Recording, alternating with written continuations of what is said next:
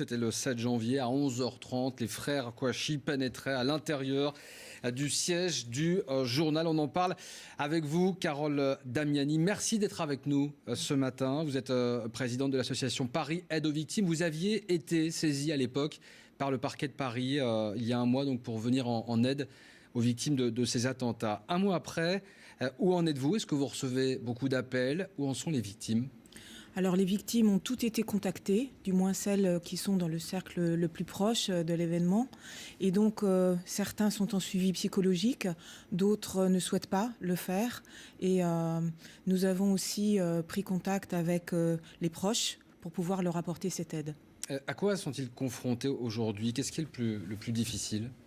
Alors ce que disent beaucoup de victimes, ce sont surtout deux choses. Pour celles qui ont survécu, c'est la culpabilité. C'est-à-dire de n'avoir pu aider les personnes qui ont disparu, d'être là. Et puis aussi cette crainte, cette peur, cette phobie de retourner sur les lieux. Beaucoup ne veulent plus retourner sur leur lieu de travail, ce qui est invalidant pour certains.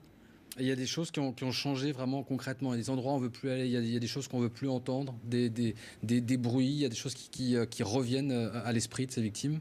Tout à fait, c'est-à-dire que le moindre bruit, maintenant, ils y sont hypersensibles, ils sursautent, ils réagissent de façon très vive. Et puis, il y a surtout des lieux où ils ne peuvent plus aller. Certains ont demandé des protections policières dans la mesure du possible, ce qui ne l'est pas toujours. Y compris pour les enfants qui vont plus à l'école, pour certains? Alors c'est vrai que certains parents hésitent à envoyer leur enfant à l'école. Il y a des enfants qui ne sont pas allés pendant un certain temps à l'école, effectivement. Qu'est-ce que vous leur conseillez? Comment vous pouvez accompagner ces victimes? Alors nous les aidons à exprimer ce qu'ils vivent. Pour certains, c'est vraiment centré sur cette peur, je ne peux plus y aller et pourtant il faut bien que je reprenne ma vie d'avant. Et puis pour d'autres, c'est un véritable questionnement. C'est-à-dire qu'au cours de l'événement, ils ont dit mais pourquoi j'ai réagi de cette façon? Pourquoi ça s'est passé de cette façon? Et c'est important pour eux de pouvoir comprendre comment ils ont pu vivre ça. C'est vraiment une nouvelle étape pour eux. Il y a eu cette période, il y a eu le choc évidemment, la douleur, le deuil. Et là, on est dans une nouvelle phase? On est effectivement dans la phase, pour certains, d'installation du traumatisme. Donc ça veut dire que maintenant, ils sont envahis par la scène, ils y repensent sans cesse. Il y a cette crainte qui est là. Et c'est vrai que maintenant, en plus de cette souffrance psychique, il y a aussi l'aspect matériel qui, pour certains, est important. La vie a repris son cours pour une grande majorité de Français un mois après ces attentats. Est-ce que c'est difficile aussi pour ces victimes de voir que les journaux, les chaînes de télévision aussi passent à autre chose aussi? On parle d'une autre actualité, la vie continue. Est-ce que c'est difficile aussi à accepter? Alors pour certains, pas pour tous, mais c'est vrai qu'il y a eu de tels mouvements de solidarité que maintenant ils en profitent encore quelque part. On voit bien que les Français restent quand même très vigilants sur cela.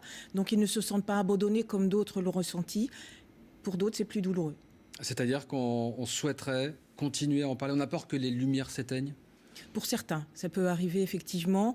Pour d'autres événements, ça s'est posé de façon plus crue qu'aujourd'hui parce qu'on continue quand même à en parler beaucoup. Qui est victime et qui ne l'est pas? On a entendu beaucoup de témoignages de Français choqués par ces événements. Comment est-ce qu'on décide aujourd'hui qui est victime et qui ne l'est pas? Alors ça, c'est très compliqué. Effectivement, il y a une définition, entre guillemets, une qualification juridique. Il y a une liste du parquet qui existe aujourd'hui, qui définit un cercle d'une centaine de victimes qui étaient là sur les lieux, qui ont vu, qui ont entendu.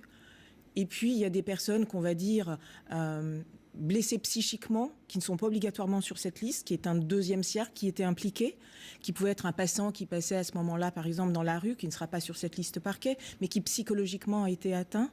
Et puis, il y a tous ceux qui se sentent impactés, mais qui là, on s'éloigne un petit peu cette fois-ci de... Donc là, on n'est pas dans la configuration d'une victime. Si on a été impacté par les images, choqué, si on fait encore des cauchemars, si on a du mal à prendre le métro ou se rendre dans certains endroits alors qu'on n'était pas sur les lieux. Alors si on n'était pas sur les lieux et qu'il y a ces symptômes, effectivement, on peut se poser des questions sur qu'est-ce qui s'est passé dans leur vie pour qu'ils se sentent autant atteints. Parce que normalement, ce sont des symptômes qu'on retrouve chez les personnes qui étaient vraiment physiquement présentes. Mais vous recevez des appels de ces Français aussi qui n'étaient pas forcément sur les lieux. Alors c'est vrai que sur la ligne dédiée, on reçoit d'appels de personnes, par exemple, qui disent « j'étais dans un train et je me sens concernée, j'ai peur, etc. » Mais pour nous, ce ne sont pas des victimes. à proprement parler.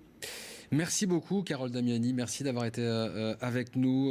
Je rappelle que vous êtes présidente de cette association Paris Aide aux victimes. On imagine qu'il y a encore beaucoup de travail d'accompagnement avec ces victimes. Cela fait un mois, jour pour jour. C'était à 11h30 exactement l'entrée des frères Kouachi dans les locaux de Charlie Hebdo.